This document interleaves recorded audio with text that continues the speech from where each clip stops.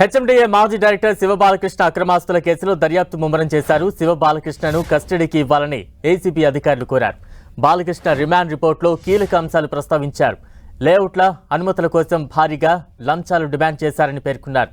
చాలా దరఖాస్తుల్లో తప్పులున్నాయన్న సాకుతో లంచాలు తీసుకున్నట్లు గుర్తించారు. శివబాలకృష్ణ ఆధ్వర్యంలో హెచ్ఎండిఏ రెరాలో అక్రమాలు జరిగినట్లు విచారణలో వెల్లడైంది. మొత్తం 45 పేజీల రిమాండ్ రిపోర్టులో పలు కీలక అంశాలు ప్రస్తావించారు ఏసీబీ అధికారులు. శివబాలకృష్ణకు సంబంధించి 4,90,00,000 రూపాయలు విలువైన స్థిరాస్తులు, 8,20,00,000 రూపాయల విలువైన చరాస్తులు గుర్తించారు.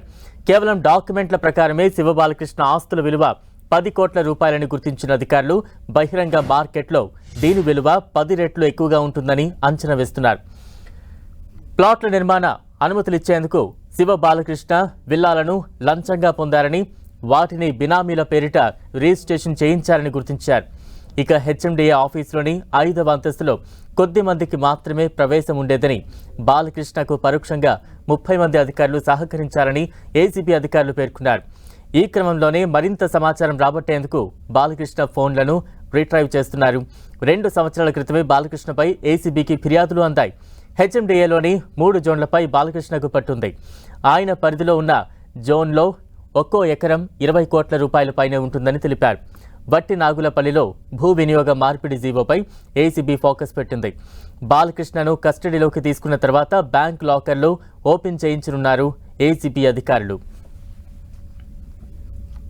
తాజా అప్డేట్స్ అందించేందుకు మా ప్రతినిధి సునీల్ సిద్ధంగా ఉన్నారు. సునీల్, హెచ్ఎండిఏ మాజీ డైరెక్టర్ శివబాలకృష్ణపై ఇప్పటికే ఏసీబీ అధికారులు సోదాలు చేసి అతన్ని అరెస్ట్ చేసి దాదాపు జ్యుడిషియల్ రిమాండ్ కూడా తరలించారు. అతన్ని కస్టడీలో తీసుకొని విచారిస్తే మరిన్ని విషయాలు వెళ్ళకొస్తాయని మాత్రం ఏసీబీ అధికారులు భావిస్తున్నారు. ఇందులో భాగంగానే ఈరోజు నాంపల్లి కోర్టులో వారం రోజుల పాటు శివబాలకృష్ణని కస్టడీ కోరుతూ ఏసీబీ అధికారులు కస్టడీ పిటిషన్ దాఖలు చేశారు. ఈ పిటిషన్పై మరికాసేపులోనే ఏసీబీ కోర్టు విచారించే అవకాశం ఉంది. ప్రధానంగా హెచ్ఎండిఏ మాజీ డైరెక్టర్ ఉన్నటువంటి శివబాలకృష్ణ రిమాండ్ రిపోర్ట్లో చాలా అనేక అంశాలు కూడా ఏసీబీ అధికారులు పొందుపరచడం జరిగింది. దాదాపు 45 పేజీల రిమాండ్ రిపోర్ట్ని కోర్టుకి సబ్మిట్ చేయడం జరిగింది. ఇందులో ప్రధానంగా శివబాలకృష్ణ అసలు ఎప్పుడు విధి నిర్వహణకు ఎక్కాడు, ఎక్కడెక్కడ పనిచేశాడు, అతన్ని ఎక్కడెక్కడ అవినీతి ఆరోపణలు ఎదుర్కొన్నాడు అన్న దానిపై కూడా కులంకషంగా అన్ని అంశాలు కూడా ఏసీబీ అధికారులు చాలా స్పష్టంగా రిమాండ్ రిపోర్ట్లో ప్రస్తావించడం జరిగింది. శివబాలకృష్ణ 1994లో గ్రూప్ 1 ఆఫీసర్గా సర్వీస్లోకి రావడం జరిగింది. అతను అనేక చోట్ల కూడా డిపార్ట్మెంట్లో అనంతపురం కావచ్చు, గుంటూరు కావచ్చు, వైజాగ్ కావచ్చు, అదేవిధంగా జిహెచ్ఎంసీ మున్సిపల్ శాఖల్లో అనేక చోట్ల కూడా ఇతను పనిచేశాడు. పనిచేసినటువంటి ప్రతి చోట కూడా కోట్ల రూపాయలు దండుకున్నట్లు కూడా అటు కొన్ని ఎవిడెన్స్ కూడా సైతము అటు ఏసీబీ అధికారులు రిమాండ్ రిపోర్ట్లో ప్రస్తావించడం జరిగింది. 2021 నుంచి 2023 వరకు అంటే ఈ మధ్య కాలంలోనే దాదాపు హెచ్ఎండిఏ డైరెక్టర్గా కొనసాగి అనేక కోట్లకు ఒక్కసారి కోట్ల రూపాయలకు పడగలెత్తినట్టు ఆదాయానికి మించిన ఆస్తులు కలిగి ఉన్నట్లు పెద్ద ఎత్తున ఏసీబీ అధికారులకు ఫిర్యాదు రావడంతో దాదాపు 1 కాదు 2 కాదు ఏకంగా 18 చోట్ల అటు ఏసీబీ అధికారులు ఏకకాలంలో సోదాలు చేశారు. దాదాపు 2 రోజుల పాటు సోదాలు చేసి దాదాపు 99 లక్షల నగదుతో పాటు 2 కేజీల బంగారపు ఆభరణాలు, అదేవిధంగా bank lockers, documents, IT return సంబంధించిన బ్యాంక్ డాక్యుమెంట్స్, అదేవిధంగా బ్యాంకులో ఉన్నటువంటి డబ్బు వీటన్నిటి కూడా ఏసీబీ అధికారులు గుర్తించడం జరిగింది.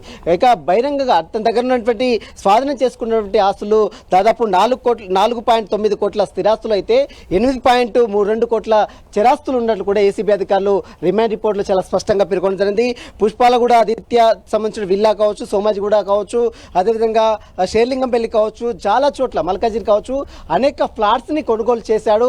ఇక బినామీ పేర్లతో పెద్ద ఎత్తున విల్లాలు కావచ్చు, ఫ్లాట్స్ కావచ్చు కొనుగోలు చేసినట్టు కూడా ఏసీబీ అధికారులు ఎవిడెన్స్ కలెక్ట్ చేశారు. అదే అంశాలను కూడా రిమాండ్ రిపోర్ట్లో చాలా స్పష్టంగా ఏసీబీ అధికారులు పేర్కొనడం జరిగింది. ఇక మరోవైపు గోల్డ్, సిల్వర్ వాచీలు పెద్ద ఎత్తున ల్యాప్టాప్, గోల్డ్ సంబంధించిన వాచీలు కావచ్చు, సిల్వర్ వాచీలు కావచ్చు పెద్ద ఎత్తున 1 కాదు 2 కాదు ఏకంగా 100కు పైగా ఆస్తులు అటు వాచీలను సైతము ఏసీబీ అధికారులు గుర్తించారు. ఆ సంబంధించి రొనాల్డోకు సంబంధించినటువంటి విలువైనటువంటి అంటే అంత సంబంధించినటువంటి వాచీలు, విలువైనటువంటి వాచీలను, ల్యాప్టాప్స్ని, అదేవిధంగా అనేక సంబంధించిన ఇంట్లో సోదాలు చేసి అనేక అంశాలు సంబంధించిన పరికరాలు కూడా ఏసీబీ అధికారులు సీజ్ చేయడం జరిగింది.